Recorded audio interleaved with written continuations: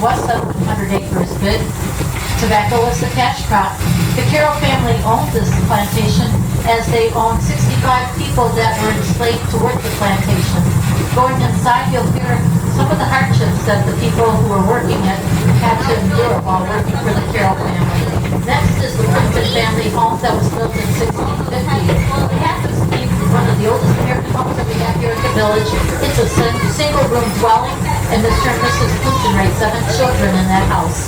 The Bears Windmill, built in 1650 from Cape Cod, Massachusetts, happens to be the oldest standing windmill in the United States, a gift to Henry Ford.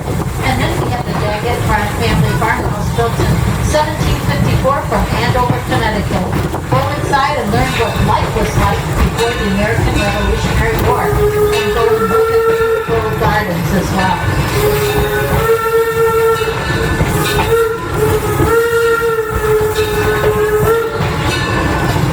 Over to the right is a pasture that we have for our draft Bertram and Morgan horses. They're getting a little rest and relaxation and tender loving care while they get time off from pulling wagons around the village. In 1970, the staff at the Henry Ford Museum decided that Greenfield Village needed a perimeter railway.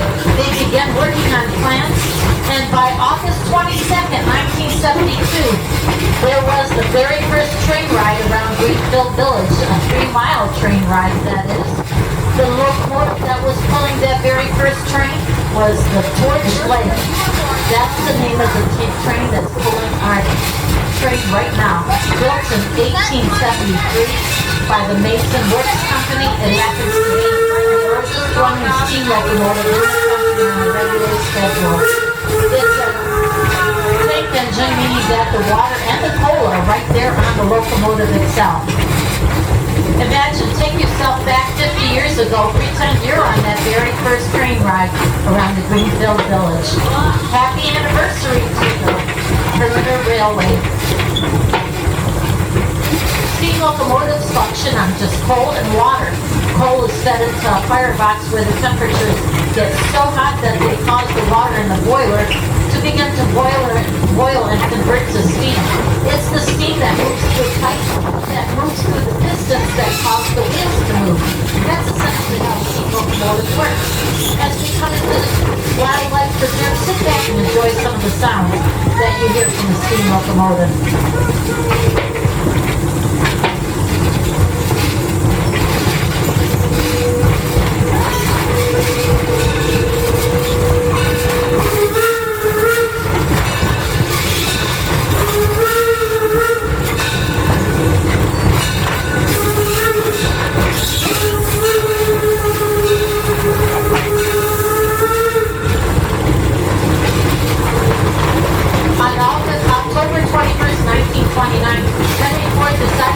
The day when he opens the museum. He called that celebration Life's Golden Jubilee. What he really wanted to celebrate that day was Thomas Edison's 50th anniversary of inventing the incandescent light bulb. He knew that it had changed civilization as we knew it and wanted to pay tribute to Thomas Edison. Over at the museum, over 277 dignitaries and guests sat by candlelight. Over at the Menlo Park, they dimmed all the lights. Radio announcers around the country told people to dim your house lights. As soon as Thomas Edison reenacted the lighting of that light bulb 50 years later, all the lights glowed over at the museum. They extinguished all the candles. At Menlo Park, all the lights flooded the area. And radio announcers told people all around the country, turn on your house lights. Others that were in their cars were flashing their headlights and honking their horns. What a great day that was in 1929.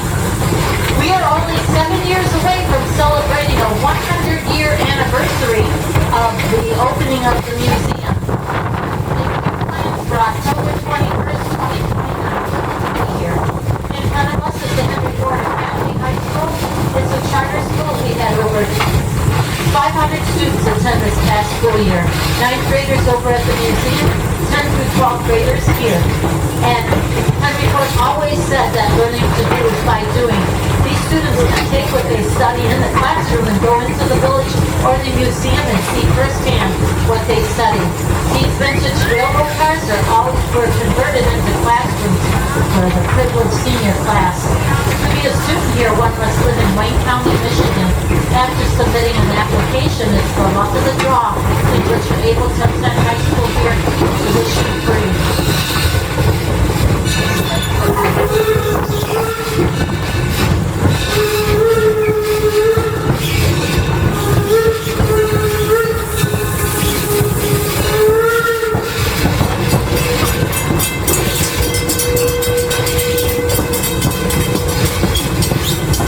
Over to the left and up the hill, you'll see a chapel that Henry Ford built in honor of his mother-in-law, Martha Bryant, and his mother, Mary Ford. And next to that is a one-room schoolhouse from Dearborn Township, built in 1861. That's where young Henry Ford attended his early years. And we have the Logan County Courthouse, built in Postville, Illinois, in 1840. Young Abraham Lincoln practiced law on those very footboards. All of those structures were here in 1929 when Henry Ford opened the museum. Next to us is the Taste of History restaurant. They are no longer serving hot meals, but at this time you can still get snacks and beverages until 5 o'clock. We are now coming into the Susquehanna Station area. If you are getting off here, I highly recommend a short walk over to the Herschel's Film and Carousel. Take a ride on it. It's not every day that you can ride on an antique. And then walk across the street and get yourself a Herschel's frozen custard. On a day like today, it's a welcoming treat. As we pull into the station, please remain seated. The engineer will set a brake, giving us the sound of a single whistle, letting us know it's safe to come off the train. If you are exiting here, you're going to exit to your left side. And we're here for 4 minutes before we head out. Wave hello to Bill, our station master, and to Bill. We just saw him at Susquehanna.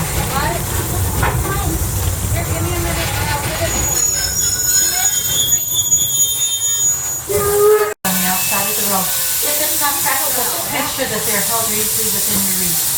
And please do not stand up and move around while the train's in motion, keeping your head, hands, and feet inside the cars at all times.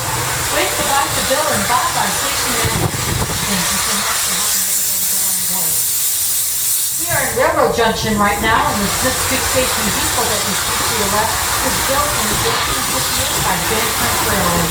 Smith Creek is located about 10 miles west of Fort Huron, Michigan. Henry Ford could have brought any depot, but he brought this one because it had a young Thomas Edison connection. Say hi to our conductor, Mary Ann, as we keep moving through. A presenter in the building will tell you more about that young Thomas Edison connection and also the life of a station master. Behind this is the Edison illuminating power plant where young Henry Ford got one of his very first jobs as a steam engineer. Across from that, you see the Detroit vegetable building that was built in 1861. It was just dedicated here in June. And we have a presenter there that will tell you more stories about the history of the building and our future use of that vegetable building. In front of us is the Detroit, Toledo, Milwaukee Roundhouse that was built in the year 2000, made to look like one, in 1884 from Marshall, Michigan. There are fewer than 10 functioning roundhouses left in the United States. We have one because we have 3 steam-powered locomotives that we use on a regular basis. They require maintenance and service on a daily basis as well. Our next district takes us into the Liberty Craftworks, where you could see glass blowing, pottery making, weaving, and a printing shop. Our artisans are working like they did back in the 1880s, using similar skills and tools that they used back then. We also have the Edison gallery of glass, with glass pieces from the 1700s to modern day, beautifully displayed. We also have the Armington and Sims machine shop that was built in 1828. So many places to visit when you're here at the Greenfield Village.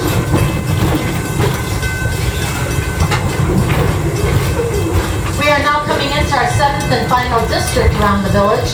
It's called Working Farms.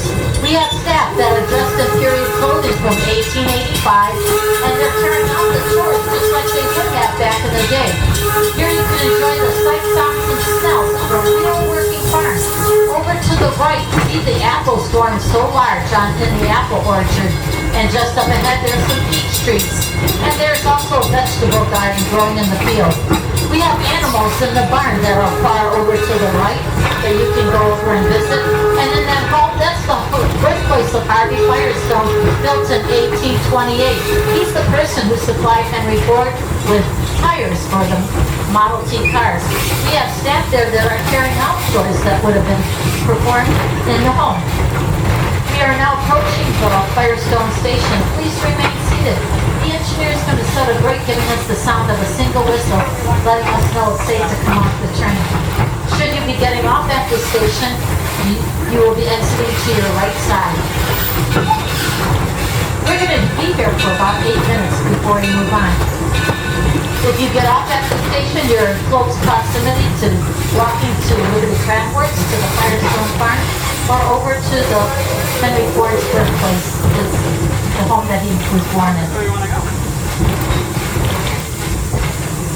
This is also the entrance or exit to Greenfield Village. If you are heading home, thank you for coming. Wait for the whistle. Stay seated. If you are heading home, thank you for being here today, and we wish you safe travel. Place themselves on the outside of the row. If it's not practical, just be sure that they are held or easily within your reach. Also, we ask that you do not stand up and move around while the train's in motion, keeping your head, hands, and feet inside the cars at all times.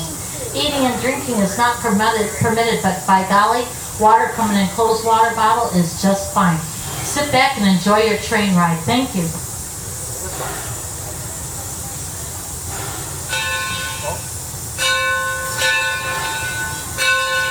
We're going to wave goodbye to our station masters, Gordon and Earl. Thank you so much for working with us today and getting everybody on board safely and on time. When you came into the gates of Greenfield Village, you entered into over 300 years of American history. It was a dream that Henry Ford had. He wanted people to come to a place where we could see people that lived long ago, made with their hands and used with their hands, so that you would be inspired. I hope sometime throughout the day you had an idea that inspired you. The Greenfield Village is divided into 7 different districts, and the very first one is the Henry Ford Model T. Look over to your left and you're going to see a white farmhouse. That's the birthplace of Henry Ford. He was born on the 2nd floor of that white farmhouse, the oldest of 6 children, on July 30th, 1863. After visiting there, walk over to the Ford Motor Company and see how he came up with the vision of a motor car, the Model T, in 1908. It changed the world of transportation forever. The sheep that you see there happen to be the same kind that were visible on the farm when Henry Ford was young. They're merino sheep. They have wrinkly skin, providing more wool. Maybe you have something made of merino wool. You have these sheep to thank. Our next district takes us into Main Street. Here is where we have the home of the Wright Brothers and the Wright Brothers Cycle Shop, which we call the birthplace of aviation, from Dayton, Ohio. We also have Mrs. Cohen's Millinery Shop, where we have staff dressed in period clothing, making hats and other accessories, just as she did in the 1880s. And they are for purchase. Down the street is the Heinz House that was built in 1854 from Sharpsburg, Pennsylvania. That family home ended up becoming the family factory. Down the street is the Herschel Stillman Carousel, built in 1913. Take a ride on that Herschel Stillman Carousel before we close today at 5 o'clock. And the statue of Thomas Edison takes us into Edison at Works. The machine factory is right behind the statue. In front of us, the 2-story gray building. It's upstairs, which we call the Invention Factory, where Edison worked with his crew on inventions like the incandescent light bulb, the phonograph, improving on the telephone and the telegraph. He received over 420 patents while he worked at the Menlo Park complex.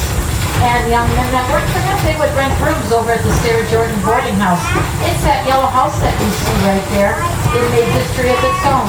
In 1879, in December, it was the very first home in the entire world fitted for electricity. Go inside, you'll see the wires on the walls. And then when he wintered in Florida, he continued working at his Fort Myers laboratory from the 1880s until 1931.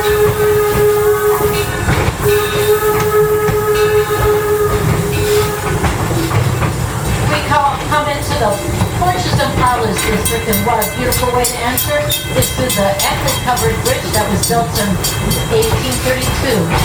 Here we have the home of Robert Frost, the poet. Noah Webster, he's the person who came up with the American Dictionary of the English Language back in 1828. We also have the Daggett family farmhouse that is located in the far end of this district. It was built in 1754, before the American Revolutionary War. Going inside, you'll have staff dressed in period clothing from that time, showing you what life was like during that time. We are now coming into the Susquehanna Station. Please remain seated. The engineer is going to set a brake, giving us the sound of a single whistle that lets us know it's safe to come off the train. Wave hi to Christine, our station master. If you are getting off here, you're going to exit to the left side, and we're only here for 4 minutes before we move out.